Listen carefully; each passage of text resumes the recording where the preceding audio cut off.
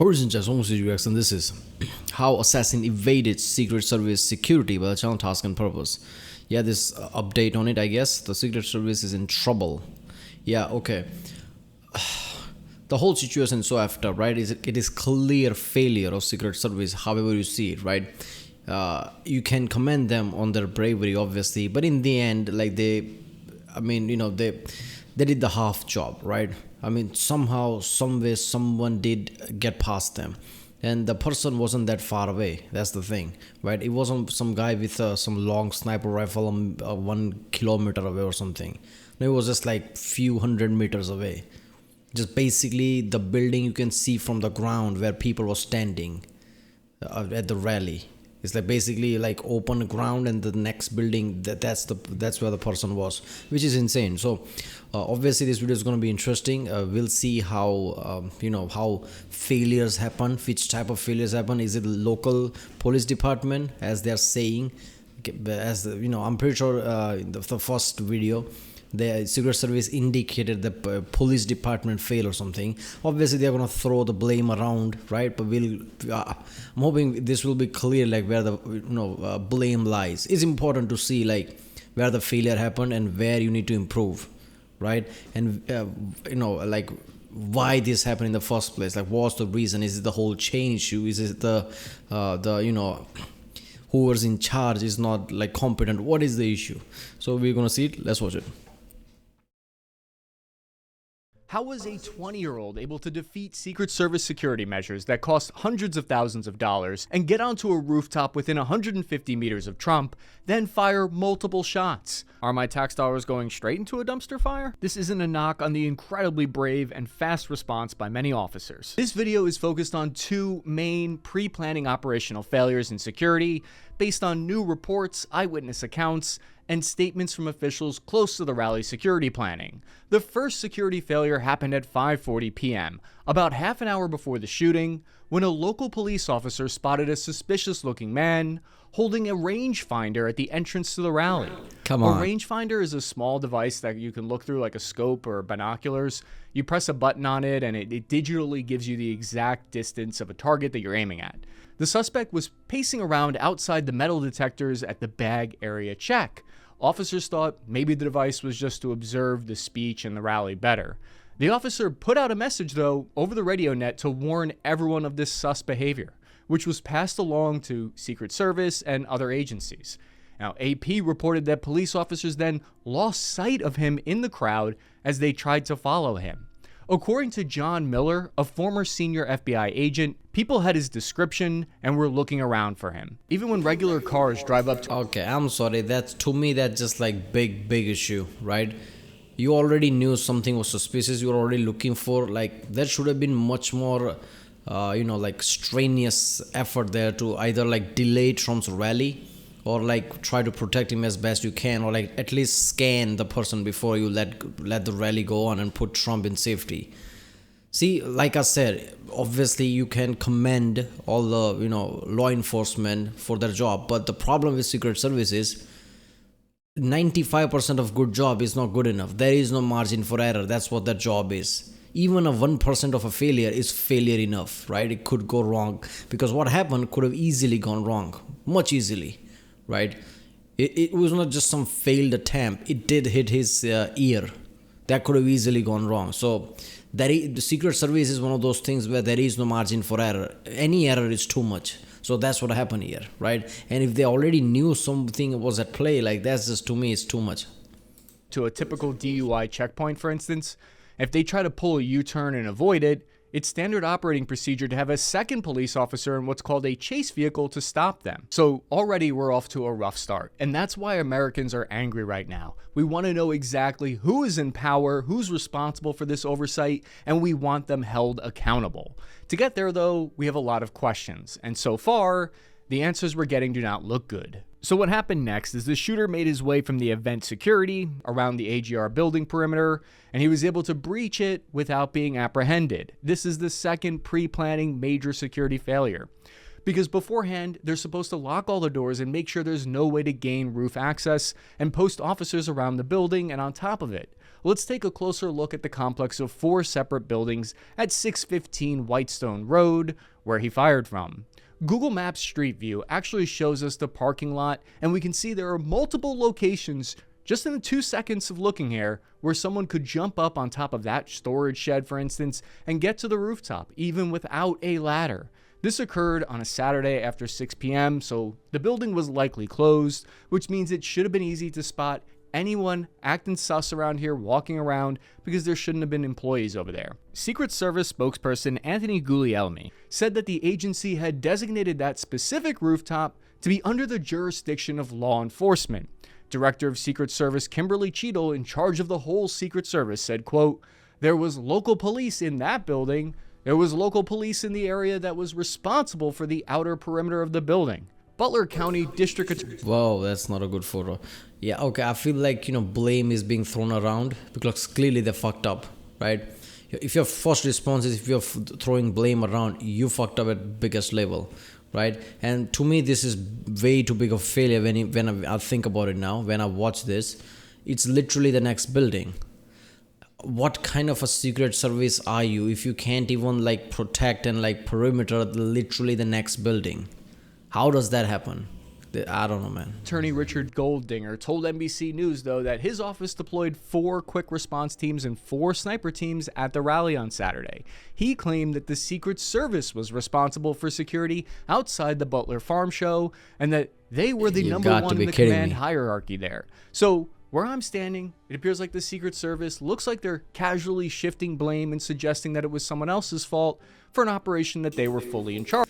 I'm not so sure about that. I don't know if it's Secret Service fault or local police fault because I can't really pinpoint either, because it is true, as we've seen, local police were around that building, so they should have detected something, right? I mean, yeah, it's a Secret Service detail, they are the hierarchy, like he said, everything falls under them. Local police follows what Secret Service says, obviously, but local police were there around that building. How did someone climb a building and police doesn't see that if police is already there, checking things? I feel like the only thing I would need to complete my blame game bingo card is if someone comes out and says mistakes were made. What happened next is shocking to watch, not because it's graphic, but because it's hard to imagine how this failure in perimeter security in advance could happen. Attendees standing here noticed the shooter already on top of the roof. It was recorded on video and posted on X by an attendee in the crowd who spotted the shooter crawling on the AGR rooftop. For about a full minute, the video plays and shows the shooter on the roof while people are trying to warn authorities. Lined up video with the moment in the speech shows that the crowd had spotted and was warning police for about at least 2 minutes before the shots were fired. The attendees did the right thing here, trying to alert the police, and listen to what this eyewitness has to say about it. I noticed 2 officers that were looking for something or somebody and went and told the officer that he was up there. Ingliosi is a former Secret Service agent, and he gave some insight into what might have happened. That it might have been possible they couldn't tell if the suspect had a rifle in hand and wanted to fire on them. They might have dispatched officers on the ground to check and confirm. I've had some time to process what has happened. Nah, man, no. See, just no. 2 minutes is too long of time. If somebody says, wait a minute, there is a man on the roof crawling there or whatever, and 2 minutes after he does shooting, right? That 2 minutes is way too long of time. Somebody should immediately, okay, check the roof, and you can immediately have some kind of response, right? Or at least alert the snipers. Even video games have snipers are alerted, so you can't snipers are the first person that should have been alerted, check for somebody on the roof. How did somebody shoot 2 minutes after that, multiple shots before a sniper can take somebody down? Sniper should have detect that person instantly. As soon as he even tries to pull out a gun, they should have taken him down, right? I don't know. And personally, I feel like if you're on a restricted rooftop within 150 meters of the president, even if you're just holding your dick in your hand, you're asking to get brained. According to Butler County Sheriff Michael Sloop, this is what happened next. 2 local officers were already looking for the shooter due to what happened at the metal detectors. One officer was hoisted up by his partner by standing on his hands so he could look out over the edge of the roof to get eyes on the suspect. The second officer on the roof had both of his hands holding himself up in a pull-up position to peer out onto the rooftop. So they encountered the shooter while he was on that roof. The gunman turned around and pointed his rifle directly at the officer, so the officer fell back down to avoid getting shot in the face. That's when the shooter took aim and fired at Trump. Now, Fox News spoke with Bill Gage. He's a 13-year veteran of the Secret Service, and Bill said, quote, "Just because someone's on a roof doesn't mean the counter sniper guys can just open fire. They operate under Graham v. Come on, man. Are you kidding me? As soon as the guy pointed to the officer who dropped, like, he should have instantly, like, okay, some guy's on the roof with a gun. I get one shot, I guess he can, like, make it through or something, but, like, multiple shot before sniper can take him down, that's just way too many lag. And, like, what rule? If somebody's with a rifle on a roof, like, you don't need much than that. Connor use of force rules. So what that means is that legally they would have to have perceived a threat in order to pull triggers and not end up getting thrown into jail potentially later. So people are going to be asking questions about the rules of engagement, use of force.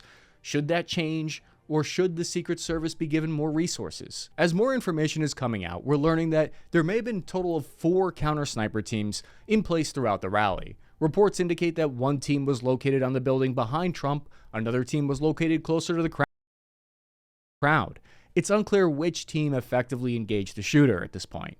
Another team of police were said to have been actually located inside the building that the shooter was on, which somehow makes all of this worse. I sound like a Monday morning quarterbacking here, but something we did in the Army after every mission I went on in Iraq that a lot of you will probably be familiar with is an after action report, or AAR. The point of an AAR is to look at yourself in the mirror, be self-critical, and look at what went wrong, what went right, and how to improve. It's the only way to honestly improve and move forward. And law enforcement works on similar principles and values. This is a developing story though, so follow me on Instagram at CappyArmy for more up-to-the-minute updates that I'm going to be posting there. This eyewitness who saw the shooter sums up how a lot of Americans are feeling right now. My question is, there's only a few buildings around here. Why is Secret Service not on every building? There are 2 aspects to event security that need to be analyzed separately. The first is the advanced preparation, all the aspects that go into preventing a shooting or bombing from ever occurring in the first place. The second is the immediate response to if a shooting or threat does occur. This was clearly a major failure of that first aspect, and we may learn details in the future that it was a failure in the second aspect as well.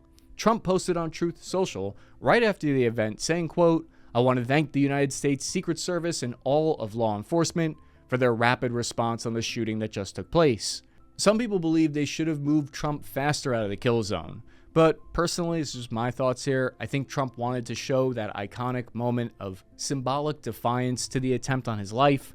And to him, it was worth it taking that extra moment.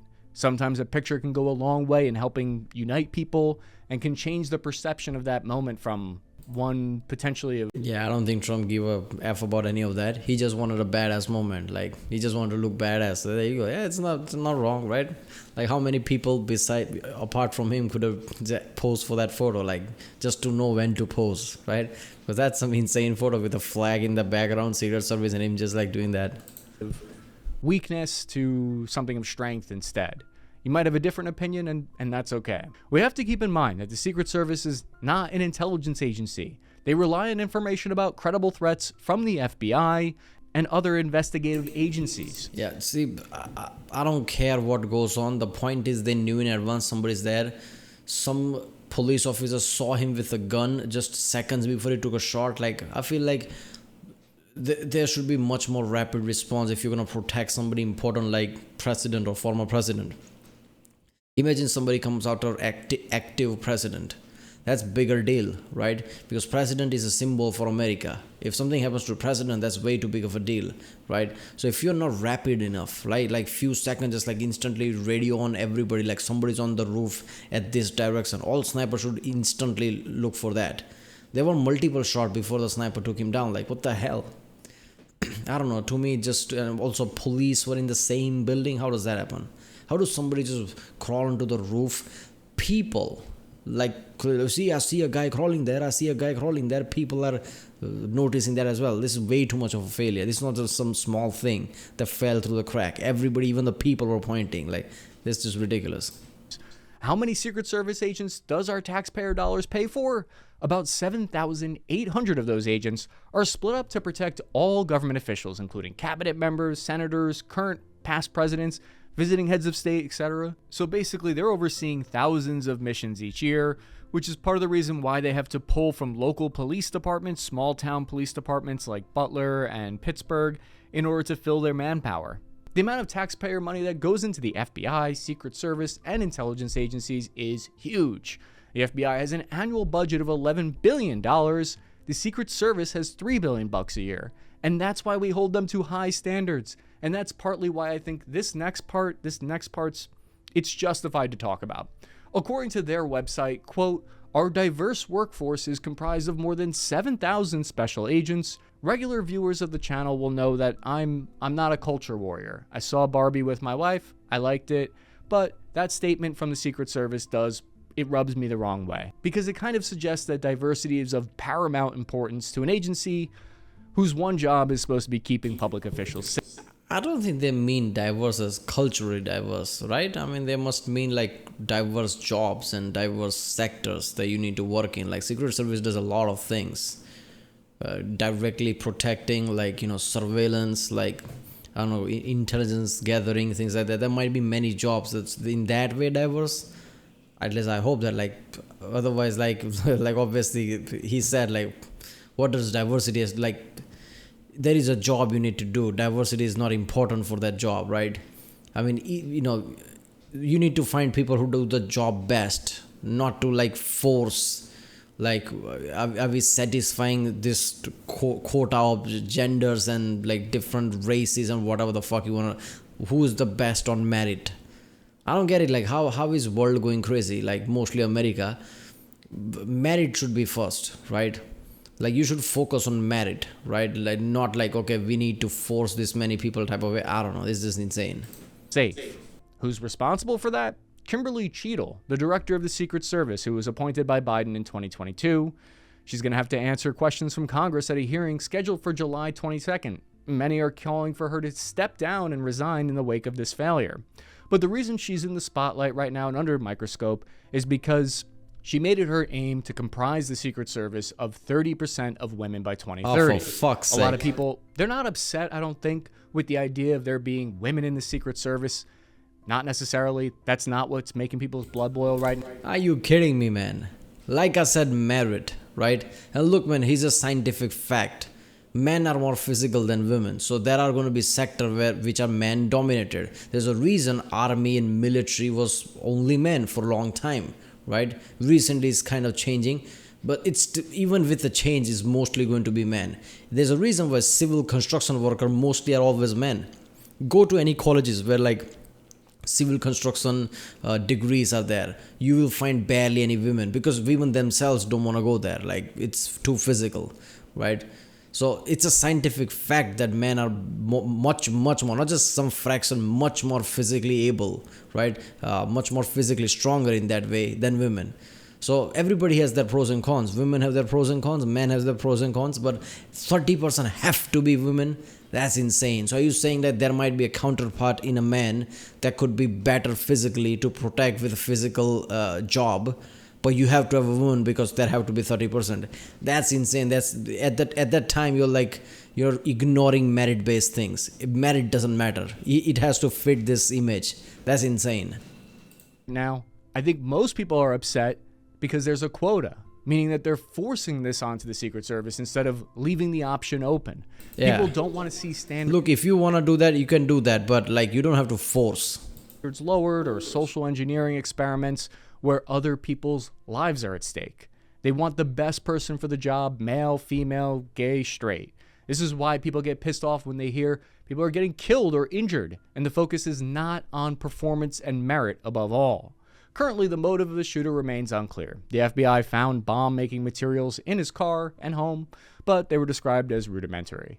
He wasn't on the authorities' radar for anything. People have been sleuthing around trying to figure out who this dude is, but there isn't much to go on with his social media accounts, no big old manifesto yet.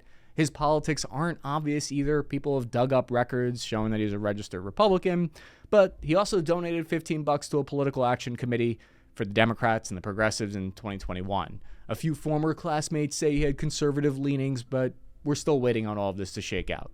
Something that's important to Americans is something that's important to a lot of countries. We aspire to hold public officials who are in power accountable for their actions.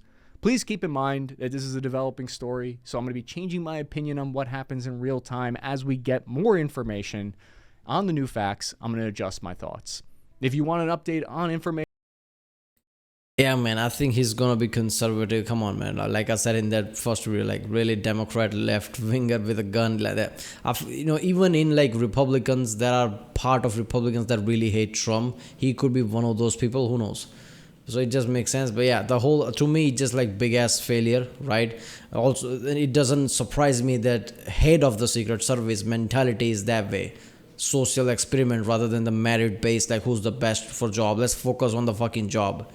We are not posing for like photo shoot of, we are not posing for Twitter where we have to show like, oh, we are diverse. No one cares. Your Secret Service, no one cares if you're diverse. Do your damn job. So I can see where the failure is coming from. That's just insane. Right, well, that was how Assassin evaded Secret Service security by some task and purpose. If you like my next, don't forget to subscribe, and I'll see you next time.